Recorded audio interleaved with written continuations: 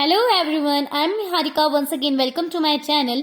Today I am going to explain question number 2 of exercise 4.1 of Maths NCERT book. So let's get started. So here the question says express the following linear equations in the form of ax plus by plus c is equal to 0 and then indicate the values of a, b, c in each case.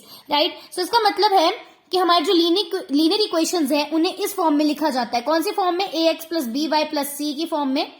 तो इस question में आपने basically हर equation से A B C की value को find out करना है.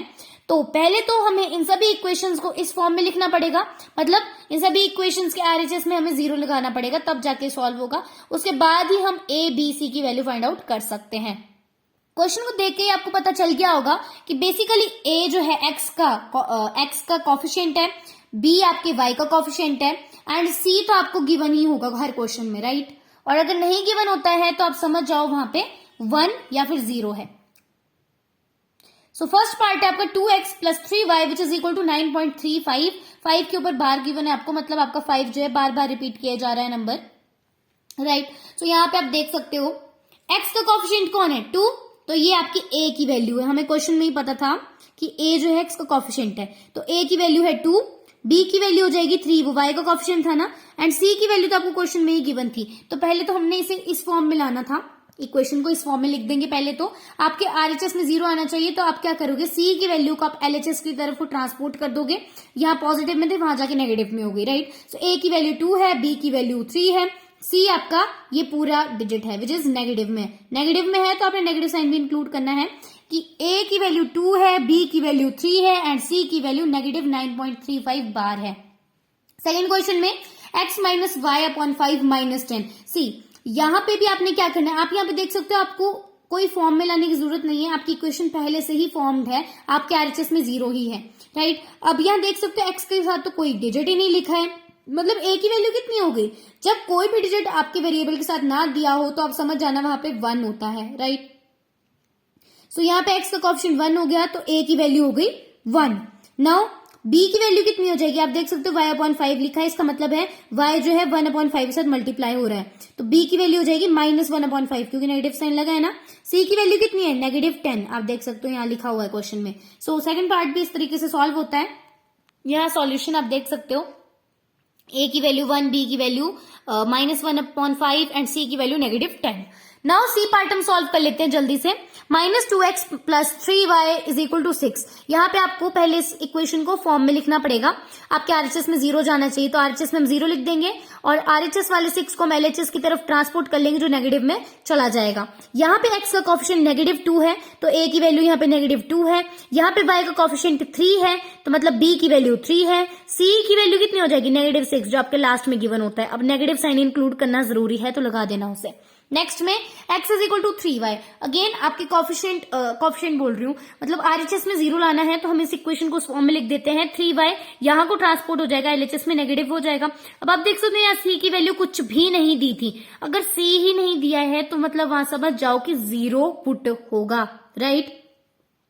Okay तो यहाँ c की जगह पे 0 लगा देंगे हम, हमारे पास ये इक्वेशन बन जाती है which is x minus 3y plus 0 is equal to 0, right. So यहाँ पे a अगेन आपको गिवन नहीं है, x का कॉफिशिएंट ही गिवन नहीं है, तो मतलब यहाँ पे 1 होगा और a की वैल्यू 1 हो जाएगी. यहाँ पे b की वैल्यू नेगेटिव 3 गिवन है, आप देख सकते हो y का कॉफिशिएंट नेगेटिव 3 है.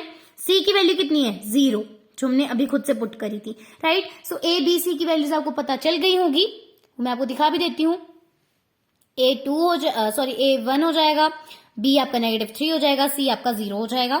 नाउ ई पार्ट पे चलते हैं. 2x is equal to minus 5y. पहले इसे हम अपनी लीनियर इक्वेशन की फॉर्म में लिख लेते हैं which is 2x plus 5y plus 0 is equal to 0. आपने क्या करना था, आरएचएस में 0 लाना था तो हमने ला दिया, राइट. सो यहाँ पे क्या क्या वैल्यू हो जाएगी, यहाँ x का कॉफिशिएंट 2 है तो ये a हो जाएगा, y का कॉफिशिएंट 5 है तो ये b हो जाएगा, c हमारे पास 0 गिवन है तो हम 0 लिख लेंगे. नेक्स्ट पार्ट में आपको गिवन है 3x plus 2 is equal to 0. Again आप देख सकते हो इस बार आपका आरएचएस में 0 ही है तो मतलब आपको इसको ज्यादा फॉर्म में लाने की जरूरत नहीं है. फॉर्म में इसलिए लाना पड़ेगा क्योंकि यहाँ पे c की वैल्यू अगेन गिवन नहीं है. जब नहीं होती गिवन तो मतलब c की वैल्यू 0 हो जाएगी, राइट. यहाँ पे आई एम सॉरी, आप देख सकते हो c की वैल्यू गिवन है विच इज 2. यहाँ पे आपको वेरिएबल y नहीं दिख रहा होगा, राइट. अब क्यों नहीं दिख रहा है, मतलब y के साथ ऐसा डिजिट इंक्लूड किया गया है कि वो 0 बन गया.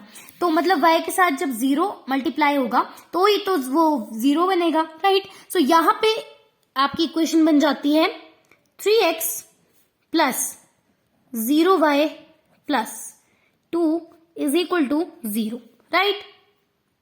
आप देख सकते हो इधर स्क्रीन पे, जब हमने y के साथ 0 मल्टीप्लाई किया तभी तो 0 बना होगा, क्योंकि तभी तो y यहाँ पे मेंशन नहीं किया गया है। y कब नहीं मेंशन किया जाएगा, जब y की वैल्यू 0 होगी, राइट।